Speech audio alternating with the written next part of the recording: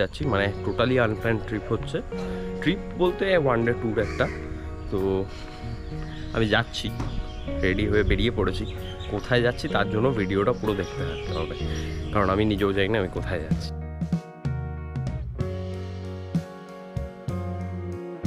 High করে দাও। High. তো আমি আমার বন্ধুদের সাথে দেখা করে নিলাম, আর মেট্রোয় যাওয়ার কথা ছিল, বাট মেট্রোয় পেলাম না, তো বাসে উঠে পড়লাম। আর বাসে উঠে পৌঁছে গেলাম হচ্ছে হাওড়া স্টেশন। ফাইনালি আমি ডেস্টিনেশনটা জানতে পেরেছি, এখন চলে এসেছি হাওড়াতে। আর এখান থেকে যাব হচ্ছে শালকিয়া। শালকিয়ার যে জায়গাটা যাব, জায়গাটা একদমই অচেনা, আমার আরেকটু দেখতে হবে। তো ভিডিওটা পুরো দেখতে থাকো, এটাই বলবো কীভাবে কী করছি, কীরমভাবে যাচ্ছি সেটা দেখিয়ে দিচ্ছি ভিডিওতে। তো হাওড়া থেকে শালকিয়া যাওয়ার জন্য আমরা একটা অটো রিজার্ভ করে নিলাম।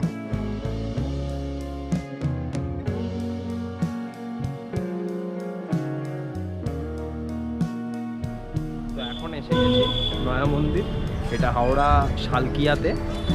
আর এইখানে আমরা হাওড়া স্টেশন থেকে একটা অটো রিজার্ভ করে চলে এসেছি। অটোর ভাড়া নিল মোটামুটি ওই 120 টাকা মতো।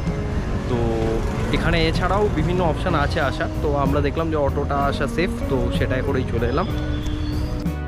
আমরা যারা গঙ্গার ওপর দিয়ে ট্রাভেল করে থাকি লঞ্চের মধ্যে দিয়ে, তারা অনেকবারই এই মন্দির দূর থেকে দেখেছি, বাট কখনো এসে দেখা হয়নি। এই মন্দিরটির মূল বিশেষত্ব হলো এখানকার 51 ফুটের বড় শিব মূর্তি। অন্যান্য জায়গার মতো শ্রাবণ মাসে এখানেও শুরু হয় উৎসব। আর এই যে ওই দেখো হাওড়া ব্রিজ দেখা যাচ্ছে, আর আমার উল্টো পাড়ের যে জায়গাটা দেখা যাচ্ছে এটা কিন্তু নর্থ কলকাতা। 51 ফুটের শিব মূর্তি ছাড়াও এখানে রয়েছে 12টি জ্যোতির্লিঙ্গ দর্শন করার সুবিধা। যদিও আমরা যখন গেছিলাম তখন কাজ চলছিল। এছাড়াও এখানে বিভিন্ন দেবদেবীর মন্দির তৈরি করা রয়েছে।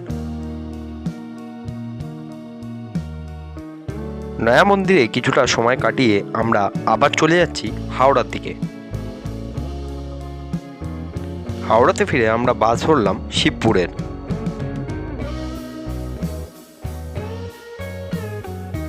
পরবর্তী গন্তব্য হলো বোটানিক্যাল গার্ডেন, যার জন্য আমাদের আন্দুল রোডের গেটে নামতে হবে।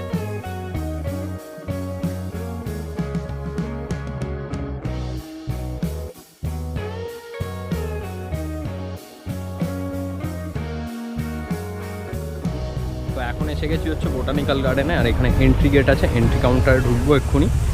তো চলো দেখাচ্ছি। তো এখানের গেটে কিছু নিয়মাবলী দেওয়া আছে, কি কি করা যাবে কি কি করা যাবে না। তো এই যে এখন ঢুকে পড়লাম হচ্ছে বোটানিক্যাল গার্ডেনে। আর এইখানে 30 টাকা করে ticket for Indians, for foreign citizens সেটা হচ্ছে 300 টাকা করে টিকিট। আর এর সাথে যেটা হচ্ছে ক্যামেরা থাকলে 60 রুপিস করে এক্সট্রা লাগে।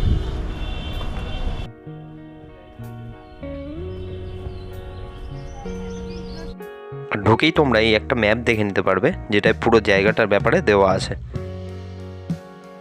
বোটানিক্যাল গার্ডেন নামটা শুনলেই আমাদের প্রথম যেটা মাথায় আসে, গিনিস বুক অফ ওয়ার্ল্ড রেকর্ডে জায়গা করে নেওয়া সেই দ্য গ্রেট ব্যানিয়ান ট্রি, বা সুবিশাল সেই বটগাছের কথা। তো আমরা প্রথমে সেই দিকেই চলে যাব।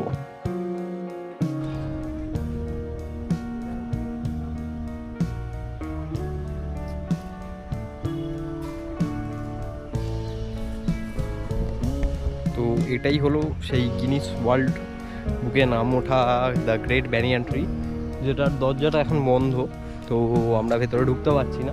তো বাইরে থেকেই মোটামুটি আমাদের এই জায়গাটা দেখতে হচ্ছে বাইরে থেকে।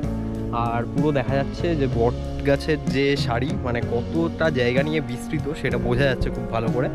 তো আমরা বাইরে থেকেই আমাদের দেখে সন্তুষ্ট থাকতে হচ্ছে, এটাই ভেতরে ঢোকা যাচ্ছে না। আর প্রচণ্ড গরম, প্রচণ্ড গরম।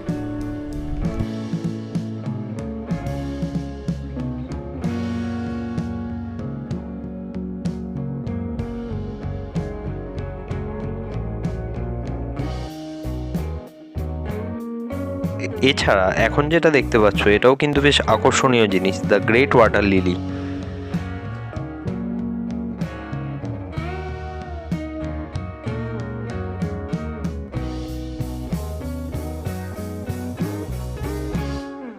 আজ থেকে প্রায় 237 বছর আগে রবার্ট কিড নামে একজন ইংরেজ সেনা অফিসারের তত্ত্বাবধানে প্রায় 270 একর জমির ওপর এই বাগানটি প্রতিষ্ঠা করা হয়েছিল 1887 খ্রিস্টাব্দে হাওড়ার শিবপুরে। 1893 সালে এই বাগানের সুপারিনটেন্ডেন্ট হয় উইলিয়াম রক্সবার্গ সাহেব। এই বাগানের কিছু প্রধান প্রধান আকর্ষণীয় জিনিস হলো the great banyan tree, the great water lily, kings lake আর রক্সবার্গ হাউস।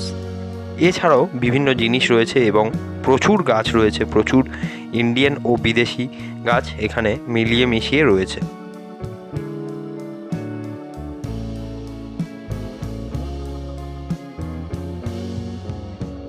তো একদিন কিছুটা সময় প্রকৃতির মধ্যে কাটানোর জন্য কিন্তু এই জায়গা দুটো বেস্ট জায়গা।